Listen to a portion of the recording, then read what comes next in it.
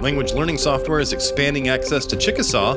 Ardmore City Schools has announced this year's Teachers of the Year, and a fragile piece of Ardmore history is featured in a new art installation.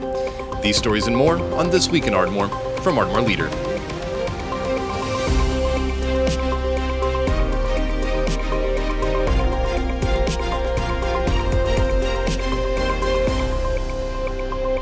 I'm News Director Michael Dean Smith. Thanks for downloading episode 60 of This Week in Ardmore, a weekly podcast from Ardmore Leader dedicated to independent coverage of local news. Let's catch up on just a few things I've been following around Ardmore, Oklahoma for the week of April 17th. Ardmore City Schools announced this year's Teachers and Support Staff of the Year, highlighting faculty members at each of the district's 7 sites, including TWiA Academy, along with 1 staff member at an administrative site. Ardmore City Schools will not be in session coming up on Monday, April 20th due to staff development and a staff appreciation ceremony. Ardmore High School will move to a 5th week of virtual learning next week as repairs continue after flooding last month. An update from the school district on Thursday said that demolition of damaged portions of the campus have been completed and newly manufactured parts for mechanical systems have been delivered. Once those parts get installed, damaged HVAC units can then be tested after they were damaged by leaking geothermal units back in March. Reconstruction of several damaged classrooms and storage areas is expected to continue into the summer. A popular language learning series is expanding its access to the Chickasaw language. The Chickasaw Nation on Monday said that a 4th level of the language is now available with Rosetta Stone, a language learning software that offers courses in more than 30 other languages. As part of the nation's language revitalization efforts that date back over 10 years, the software's Chickasaw courses are available for free to all Chickasaw citizens. If you've been downtown this week, you might have seen some huge posters going up on some buildings. The 10-banner Southern Oklahoma Trailblazers for Black History series features portraits of some influential Black Ardmorites in an effort to share a portion of Ardmore history. 2 members of a committee tasked with deciding who would be part of this portrait series will be on the junction here in just a moment to talk about that entire decision process. Our conversation also sheds some light on just how recent the Jim Crow era was in this country and why this project is such an important part of Ardmore history. Up on the website this weekend and in our printed newsletter around town is a column from Ardmore Leader co-owner Kim Benedict and her thoughts on the local election results. You can read this week's column along with previous editorials and letters to the editor over on the opinion section of the website, ardmoreleader.com. And stick around until the end because each episode of This Week in Ardmore wraps up with the schedule. This week we'll have some details about next week's public meetings, as well as some information about the upcoming Earth First Expo. That's the headlines from This Week in Ardmore for the week of April 17th, 2026. Right now, let's catch up with Ardmore financial advisor Cody Steele to hear how some stocks of local interest are performing to close out the week, right after his Edward Jones Market Snapshot commentary from Friday. This is financial advisor Cody Steele from Edward Jones, bringing you the daily financial market report. The S&P 500 and NASDAQ reached new record highs on Friday as Iran announced that the Strait of Hormuz is open to commercial shipping during the 10-day Israel-Lebanon ceasefire. Consumer discretionary and industrials led the advance as fuel-intensive sectors rebounded sharply. Bond yields moved lower with the 10-year Treasury yield at 4.24%. Internationally, Asian markets finished lower overnight while Europe traded higher.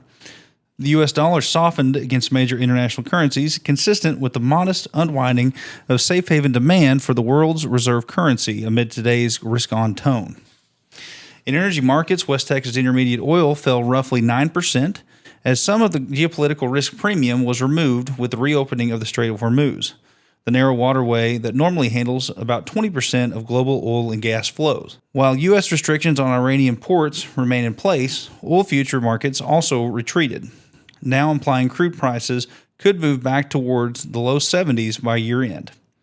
If realized, falling oil prices should help ease headline inflation and help reduce pressure on energy-intensive sectors. Earnings season kicked off this week on a positive note, with the 6 largest U.S. banks delivering better than expected earnings per share. More broadly, the first quarter S&P 500 earnings outlook has improved. Earnings per share growth has been revised up to roughly 12%, which, if achieved, would mark the 6th straight quarter of double-digit earnings growth. Technology is again expected to lead by a wide margin, with the earnings gains of more than 40% year over year, followed by materials and financials.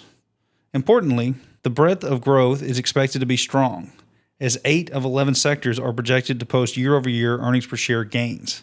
We believe wide earnings growth should help support more balanced market performance across sectors and help strengthen the case for portfolio diversification. Today, U.S. equities closed higher. The Dow closed up 869 points, or 1.79%, at 49,447.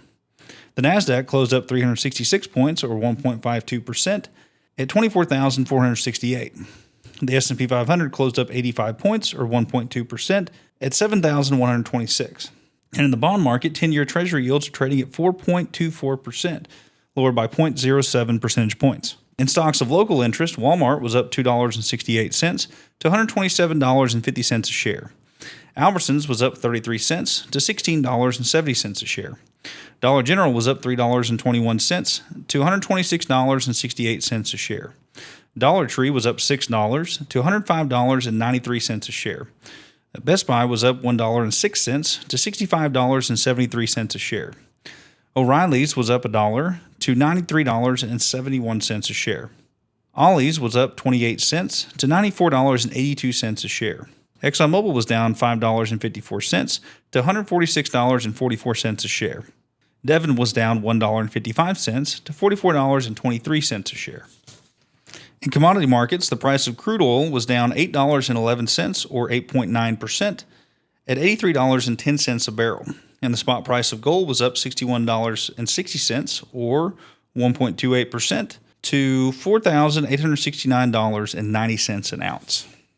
This has been today's Financial Market Report, brought to you by Edward Jones and financial advisor Cody Steele, member SIPC, serving individual investors with personalized attention and financial advice at 333 West Main Street, Suite 275 in Ardmore, Oklahoma. If you would like additional information, please contact me at 580-223-3870. Daily commentary is also located on our website at edwardjones.com.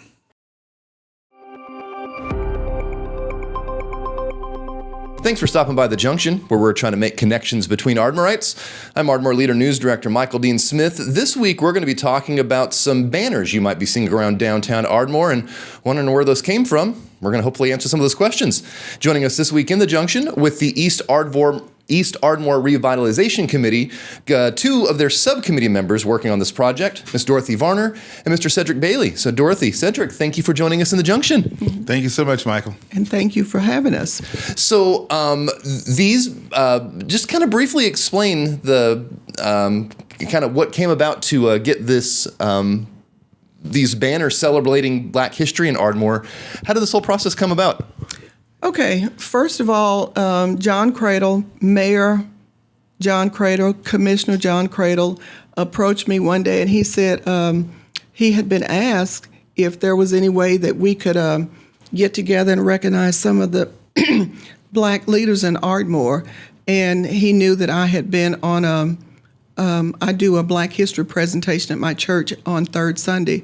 So he knew that I, had some information. And then not only that, being lifelong Ardmorite, I had a lot of information, hopefully, that would benefit the group. So he formed the committee and asked myself if I would be a part of that.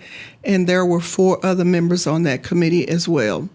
And so that's how we got started. Okay, so it was these people then that were kind of making the selections of what ultimately came out to be 9 different Ardmorites being kind of celebrated on these banners. Correct. And so we met. He called the first meeting, and we met, and, he knew who we were. And so at that point, we started brainstorming on the people. Well, let me back up. Let me first go over who the members on the committee were, and so you'll know the involvement, who they were. The first one was our leader, and I said Mayor, Commissioner, Pastor John Cradle, who is the pastor at Mount Zion Baptist Church, and of course Cedric Bailey, who is a renowned radio personality who grew up here in Ardmore. He moved away and he came back, so we're glad of that. And then the other person was Renita Dotson, who is a lifelong Ardmore resident. She was a retired school nurse, and she was part of the committee. Another person who grew up here in Ardmore was Shantae Mayfield, and she retired from the Army as an E7 SFC senior food operations advisor. And then myself, Dorothy Varner, who is a retired educator here in Ardmore. So we made up the committee to form the group that chose the 9 banner people. What were some of the things that y'all had to consider when, trying to figure out who was going to be featured, and how did you manage to get it kind of narrowed down to just 9? Well, what we had to do is we had to come up with a list. Mm-hmm. And when we had to do with the list, the first thing we said, do we want to honor people who are still alive, or do we want to do it posthumous, where were those who have passed away? Mm-hmm. So we agreed that we would do the ones who passed away. We had probably about 40-something names. It's unreal. And then with those names, we had to decide who was this and that, and most of them were educators. So that was what the challenge was, and we were trying to make sure that on this go-round that we make sure that we do the best names we can. Mm-hmm. But there was way more than this 9. I think we probably came up with at least 22 solid mm-hmm. ones that deserve to be up there. Mm-hmm. And also, since we had so many people who were educators on the list, we decided to go to different groups like the civic group, the mayor, Mayzola McCurson, who was not only a business owner, but she was also the first Black mayor for Ardmore and a female. And then we went to the pastoral group. We tried to choose people from each sector of life here in Ardmore, so we wouldn't just have all educators, but we had a big group of educators who have made a tremendous impact in Ardmore on the students, and especially students who attended Douglas High School. I actually kind of want to talk a little bit about that. Looking at some of the names on the list of the 9 Ardmorites that are going to be celebrated on this Black History Banner Project, we're a lot of educators. You had mentioned Mentha Mitchell-Varner, HFE Wilson, even TM Crisp, football player who went on to be a coach. Mm-hmm. That education was a common theme. Why was education so important for so many of these Ardmorites that we're celebrating? Education was so important because it was our cornerstone. It was our foundation. And our educators not only were people who were important in our lives, but they lived in our communities. We had teachers who lived maybe in the same block from us. And so not only did we look up to them as teachers and educators, they were community members that we highly respected. And that's really unusual today. But education is the cornerstone to a successful community. It's the cornerstone for economic growth. It's the cornerstone for making sure that citizens are successful. And so without our educators that we had in our Black community, a lot of us would not be where we are today. And a lot of these people that we're recognizing on the banner, they are where they are because of our educators. Lincoln Ragsdale, a Tuskegee Airman, amazing. Who would have ever thought he came from Ardmore, Oklahoma? We're just blown away. So education was our key. It was our ticket to success. It was our pathway to being the successful people that we are today. And I can, attribute that to all the great teachers that we had. And we didn't know that our school was poor growing up. We had leftovers from everything Ardmore High School, but we didn't know that because our teachers gave us everything that we needed to become the citizens that we are today. We're talking with Dorothy Varner and Cedric Bailey. They were on a subcommittee with the East Ardmore Revitalization Committee working on a Ardmore Black History Banner Project. You're going to be able to see 9 of those banners across downtown here in the coming days. Actually, how is the progress on that going? I know I've seen a handful going up here recently. There are a few of those banners that are up currently, and as I was talking to Maria, I wanted her to tell me where they were. I was like, okay, Maria, where are they located? And she said, well, she didn't really want to say where they are located because we want people to go around town and find them. So it's kind of like a scavenger hunt, But it's really interesting to see when you look up, you're driving and you look up thinking, oh my goodness, there's a banner right there. And so I've only seen, I think, 3 or 4 of them right now. I've seen at least 5 or 6 of them. But what I like the most, everybody, when they drive down A Street, that was known as Caddo. So if you're a traditional Ardmore, right, you know what I'm talking about. Caddo Street, and you look up and you see the gentleman that looks like a military, that is Mr. Leo Baker. He was the first African-American to be a police officer. Now, let me just share this with you. He's the second. Well, we had 2 of them. We also had another gentleman by the name of Mr. Charles Washington, who served our country. So we had 2 African-Americans and represented it. But here's the deal. During that time period, African-American police officers basically walked the beat in that side of town.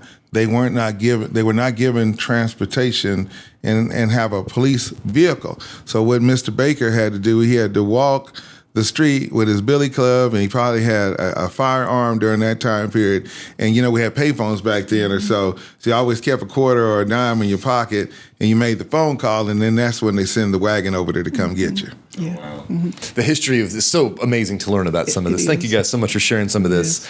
I know this project is actually, y'all were doing this in conjunction with Create Ardmore to get some of this up. So just to kind of ask about some of the logistics, I mean, these banners are huge. How are some of these getting made and actually getting installed across town? So I found out, because I didn't know the answer to that either, I found out that we have a company in Norman, and the gentleman's name is out of Norman, Oklahoma, and let me make sure I get his name. His name is Lind, L-I-N-D, Mark, and they create the banners for us, and they are gigantic, and so we're thankful that they take the time to do that, and then they are hung by John Deere, who is a local here in Ardmore. And so he is the one who installs them and puts them up. So it's just a great opportunity for us to see this rich history that we have. I'm going to make sure to include a list of the 9 names that are going to be featured on these banners here in the coming weeks. Over on our website, ardmoreleader.com, you can just look for the junction and then follow links to this article. Finally, though, just what's going to be a good way as people are out looking for these banners, exploring Ardmore's history, once they do come across a face or a name that they are interested in, how do they go about actually just finding some more information out about this and just about the history of Black Ardmore? First of all, the one banner that has everybody, all 9 people on it, is called our title banner. And so if you'll go to that particular banner, first of all, there is a QR code down in the corner. Take your phone, snap a picture of that QR code. It will give you a history of each one of the people that is pictured on each banner. And then also, I don't know if the location is going to be listed as well, but that QR code is one that gives you the information on who they are, some of the things that they have accomplished in Ardmore, and a little bit of their history. I don't think that it has a particular location. Like Maria said, she wants us to drive and search and look and hunt for those. So that's a good little family activity. It's a good project. Yes. And so when you go around that little loop, you know how they got the circle right there, A, and of course on Main Street. Yes. The QRC code is on the bottom left. And when you click that, so when we've been sharing words with, I was speaking to Kwame Alfred McCurson, who is the son of Mazola. He says they would like to see people on a history project or a tour bus to come by and look at the rich history, because the banner says honoring Southern Oklahoma trailblazers for Black history. And the gentleman that you see on the hat, you got to say, well, who is that? That's Buck Colbert Franklin. And when you say him, well, you got to think about the Tulsa Massacre, because he was the attorney that had an office right there on Main Street in Ardmore. And keep in mind, during that time period, there was no transportations. He had a horse and buggy to get around. Many of us, our folks, did not have that, What would you say, Dorothy? We didn't have that. So they just brought a wealth of information, to us, and we can be forever grateful for their history and what they did for Ardmore and paving the way for us as Black citizens, or just citizens, period.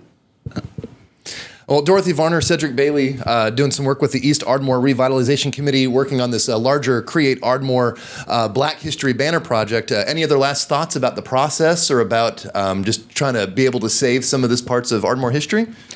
We would like to be able to do this another time, and we don't know at this point if we will be able to get another chance, but we just have so much history on so many people who have given so much to Ardmore that the information needs to be out there.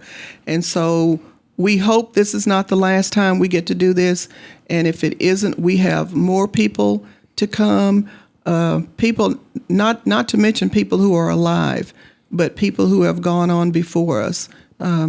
Such a rich history to share. And I just want to add this. There were so many other names when we think about the name of Mr. Clarence.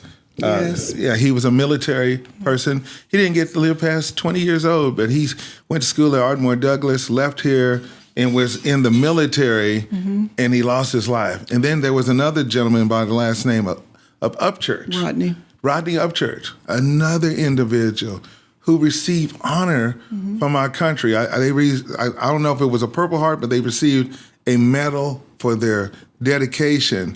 And then a lot of people didn't know, but when we went to the American Legion Hall, that was called the Willie Stevenson. And the Stevenson family from right out here, they came from Milo, but he was the first black soldier from Ardmore that was killed during World War II. We always saw his picture on the wall, but never knew who he was. There are so many history records. And then even the athletes, we never talked about them. Donald Lee Smith, where you can go over by Douglas Park by, of course, the church over there at Corinth. He was the first African-American to get drafted in the NFL. And he played for Coach Chris, who won a championship at Langston University. And he played in the Black Orange Bowl and lost to Florida A&M. So we got so many people who have came out here. We haven't even talked about the football players that came out of Ardmore who made it to the NFL. So we got so much talent. One more thing. It's important to have the names out there, but it's more important to share what they did. And so, just seeing a name, and if you didn't know Mayzola McCurson and just seeing her name, you would know the rich history that she did here in Ardmore. If you just saw Mentha Varner's name or Willie Mitchell, you wouldn't know. So it's important for us to share what they did and what they brought to this community, not just giving their names, but why are they important to this community is vital. Well, thank you so much for joining us in the Junction. I look forward to continuing to share some of this history as we go forward. Thanks so much. Thank you. All right, here's the rundown of how you can find Ardmore Leader between podcasts. We distribute newsletters across town, especially here in downtown, so I can just deliver them on foot. You can also get a digital copy of that newsletter emailed to you every week. Check out the website ardmoreleader.com and then scroll to the bottom of that homepage to get signed up for free. You can also find us on social media. Just search Ardmore Leader on whichever platform you use and see if we're there. You can do the same with whichever music and podcast app you use to subscribe to the podcast and get notified of new episodes every Friday. And if you want to see your thoughts, ideas, or maybe even art out in the open for Ardmore to see, visit the website ardmoreleader.com, head to the opinion section, and then submit your letter to the editor there. You can email a letter, a poem, a cartoon, a piece of art, or even record a voice note on your smartphone. Whatever it is, email that to soundoff@ardmoreleader.com. I do ask if you send a voice recording, keep it under 60 seconds, and make sure you include your full name in that email so you can stand behind your submission. And now if your group or organization has a public event coming up, let me know, and I'll see about getting it on the schedule. In public meetings next week, the Carter County Commission will hold their regular weekly meeting on Monday morning, April 20th at 9 a.m. at the County Administration Building. They're on the corner of A Street and Broadway. That agenda is available on the county's website, cartercountyok.us. Among items on that agenda includes Commissioner consideration of a $600,000 payment for a court judgment related to the 2016 death of a jail inmate. The Ardmore City Commission will meet for their final meeting of the month coming up on Monday, April 20th at 6 p.m. up on the third floor of City Hall. The agenda for that meeting can be found on the city's website, ardmorecity.org. Among items on the City Commission's agenda includes several purchases and a closed-door executive session for commissioners to meet with legal counsel related to a pending investigation, claim, or other action. The Ardmore City Schools Board of Education will meet for their monthly meeting coming up on Tuesday, April 21st at 5:30 p.m. at the Administration Building there on Veterans Boulevard. The agenda for that meeting can be found on the school district's website, ardmoreschools.org. Among items on the school board's agenda is the swearing in of J.D. John, who was elected to the school board earlier this month. Another community cleanup event is happening this weekend. You can join the Ardmore Beautification Council and some other volunteers over at TWiA Academy coming up on Saturday, April 18th to begin a cleanup of Northwest Ardmore. Whether your civic group, your youth group, your family, or just yourself wants to get involved, this event will provide all the gear you'll need. This Northwest Ardmore Litter Cleanup event is happening on Saturday, April 18th from 10 a.m. until noon, with a meetup happening at TWiA Academy, 611 Maxwell Street. The Ardmore Habitat for Humanity is getting ready for their annual golf scramble next month, but potential sponsors only have a week left to get signed up. Only a few team spots were available on the Friday of this recording, with sponsorship opportunities starting at $250. The sign-up deadline is Friday, April 24th. The 2026 Jimmy Wright Memorial Golf Scramble supporting Ardmore's Habitat for Humanity is scheduled for Friday, May 8th at Dornick Hills Country Club. The Ardmore Beautification Council's Earth First Expo is back for another year of recycling opportunities, a spring plant swap, environmental education, and resources, and even some kids' crafts. The Ardmore Earth First Expo, happening at the Thompson Square on West Brideway, coming up on Saturday, May 2nd from 9 a.m. until 1 p.m. I'm Ardmore Leader News Director Michael Dean Smith. Thanks for downloading episode 60 of This Week in Ardmore. Follow us online, ardmoreleader.com, or on social media. And until next Friday, I hope you have a positive week ahead.